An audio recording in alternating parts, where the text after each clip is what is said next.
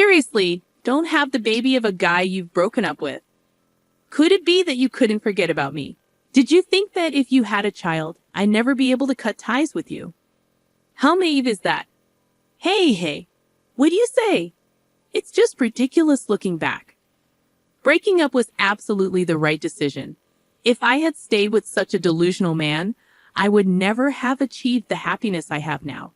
Today, I want to talk about my unforgettable dark history and the revolt against it. My name is Jessica. I'm a 53-year-old housewife who enjoys doing household chores while watching the morning news.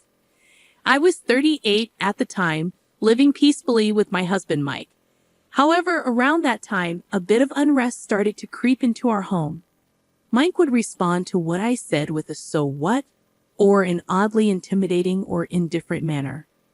I would try to continue the conversation, but he would cut me off with "I'm busy right now." I felt dismissed, treated with disdain.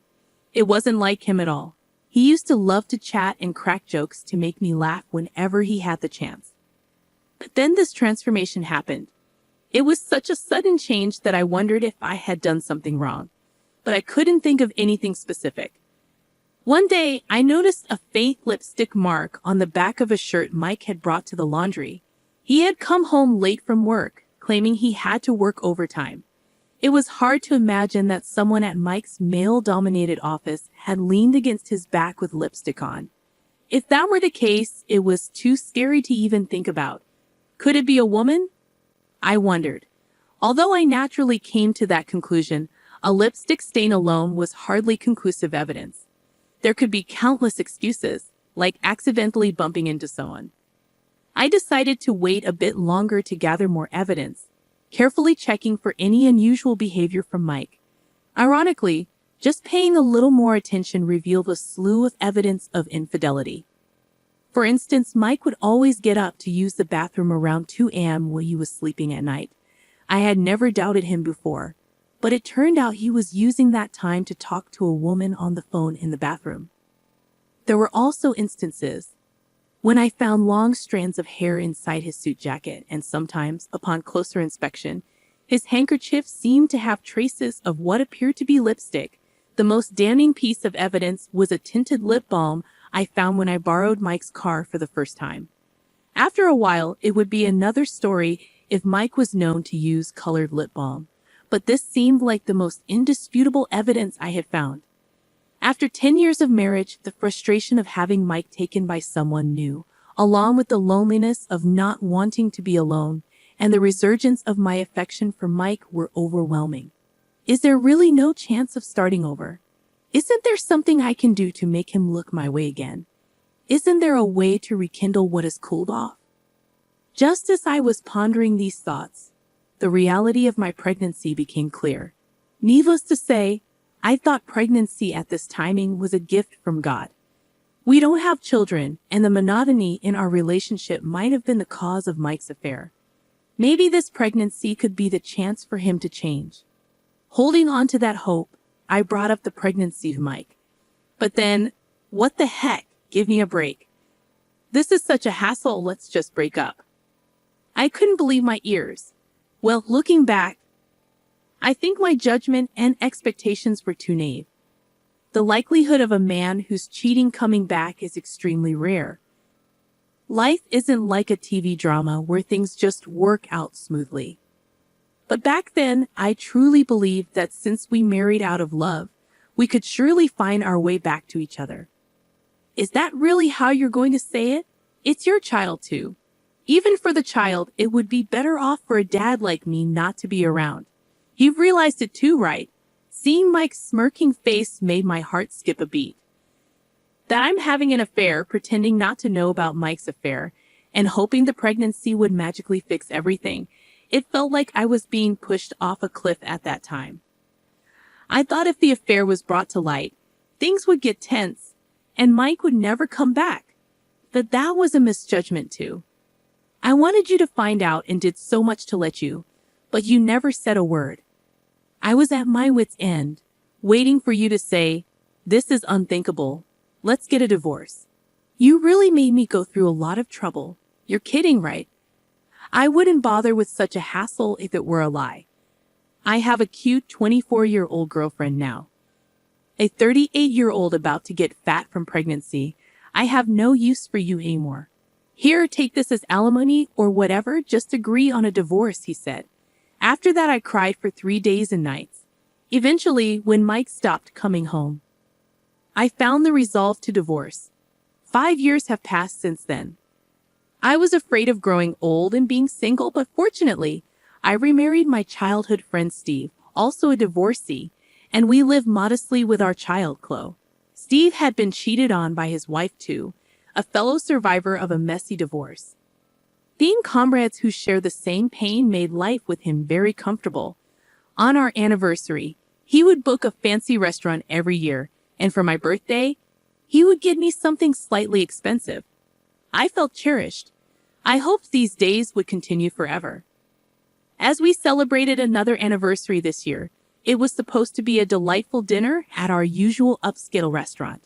Wow, Jessica, is that you? The person who gasped upon seeing my face was Mike. What? Why are you here? I couldn't hide my disgust. What a tragedy. I had accidentally run into Mike coming out of the restroom.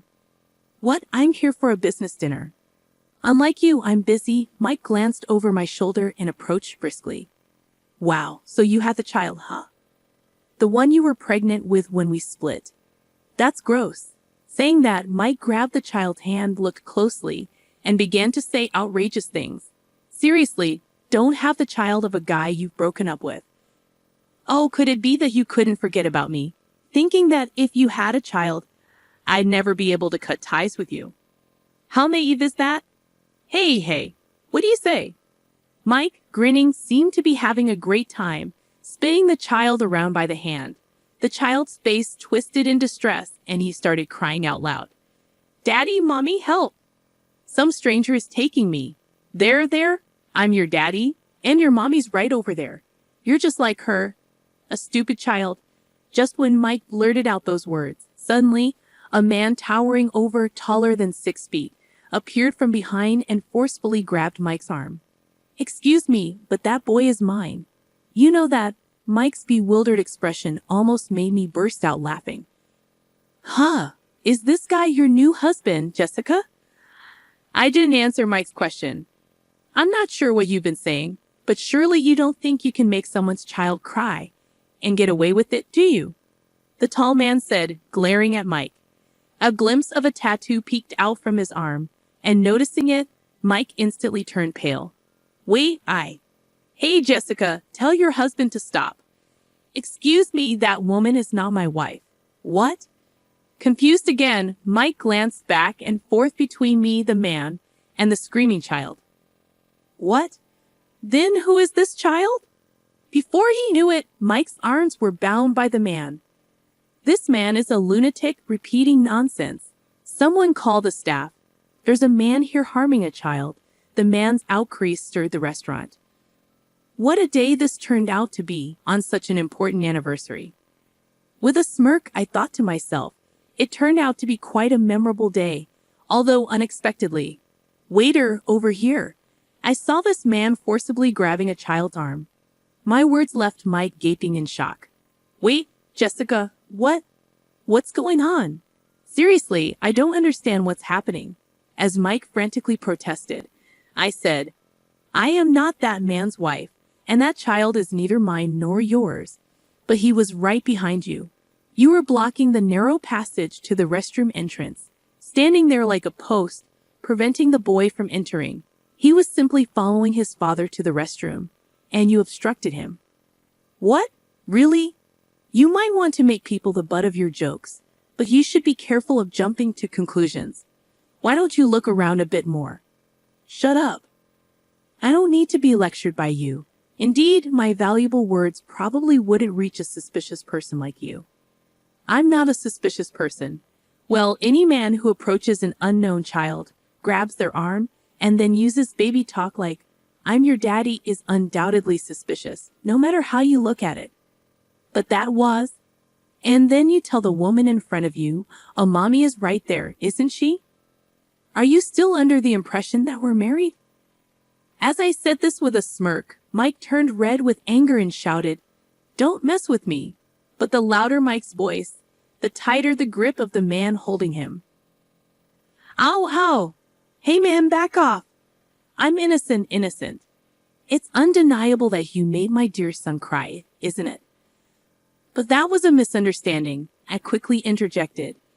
"It's a fact that you misunderstood and assaulted someone else's son on your own accord." Then Mike glared at me and said, "You jerk." Yikes, getting glared at by a suspicious person. How scary. I responded sarcastically, with a hint of mock fear in my voice. This seemed to irritate Mike even more, and he began to struggle wildly against the man restraining him. "Thinking you and I are still a couple, huh?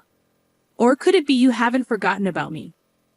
I taunted him with the same accusation he had thrown at me earlier. Predictably, Mike got angry, and sensing the danger, the tall man quickly pinned him to the floor. "If you thought you could escape from me, you're sorely mistaken." While the man might have meant it lightly, the tattoo visible on his arm made the threat seem all too real. "Come on, Jessica, tell them it's a misunderstanding," Mike pleaded. "But dragging someone else's child by the hand isn't just a misunderstanding," I retorted. "I thought he was my child," Mike said, his voice breaking like a child's, which made me burst out laughing. "You claim him as your child without even acknowledging or paying child support. What did we ever discuss about acknowledgement or child support after our divorce?"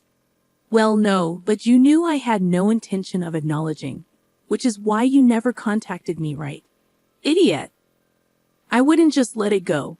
If I had a child, I'd make sure you acknowledged and paid up one way or another. Then why that time the pregnancy test was wrong?